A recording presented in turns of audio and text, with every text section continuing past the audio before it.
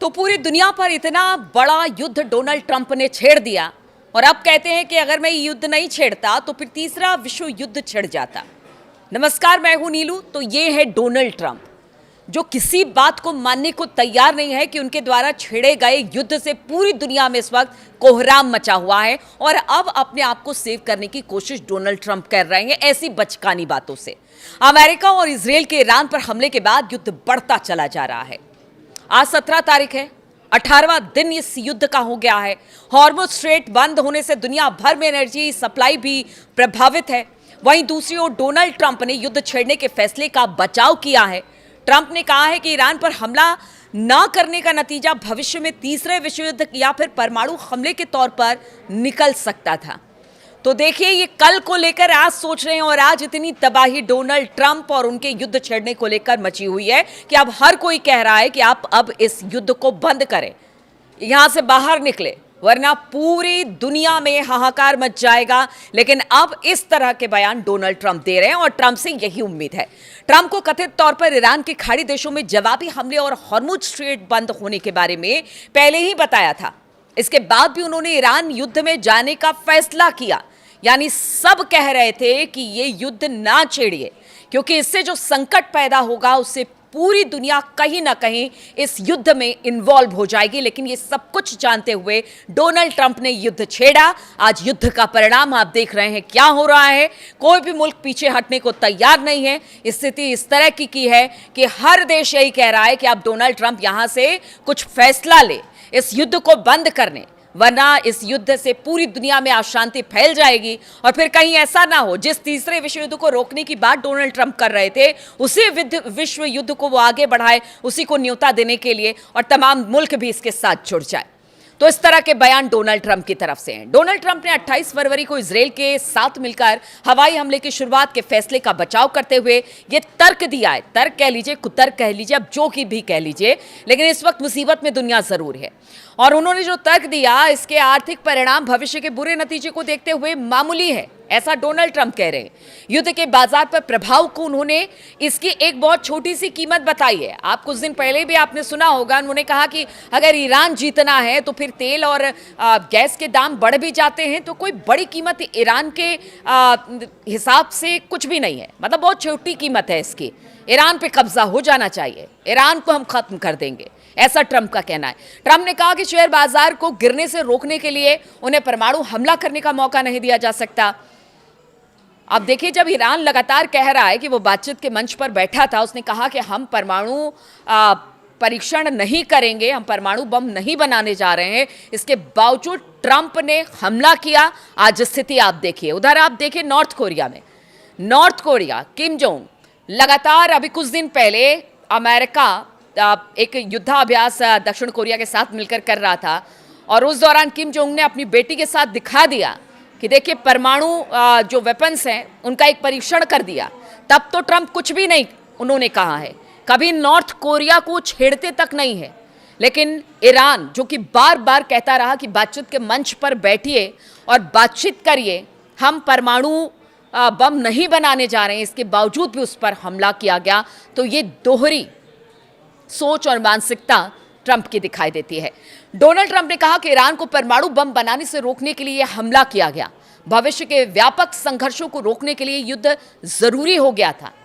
Trump ने Iran के nuclear programme के खतरे की ओर इशारा करते हुए कहा कि अगर हमने ईरान पर हमला नहीं किया तो भविष्य में एक परमाणु युद्ध छिड़ जाता है।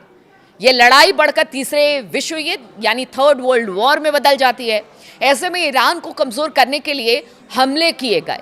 ये तर्क अब डोनाल्ड ट्रंप दे रहे हैं, बल्कि ईरान लगातार यही कहता रहा। और आज तो अली लारी जानी की बात भी मैंने आपको बताई कि उन्होंने कहा कि हमारा मकसद अरब क्षेत्रों पर दबदबा कायम करना नहीं है या राज करना नहीं है। हम परमाणु बम कभी नहीं बनाना चाहते थे, लेकिन जिस तरह से हम पर वार किया गया, उसी के जवाब में अब अरब मुल्क अगर अमेरिका का साथ देते तो उन पर भी हमला किया जा रहा है। यानी अपनी स्थिति को ईरान ने क्लियर किया।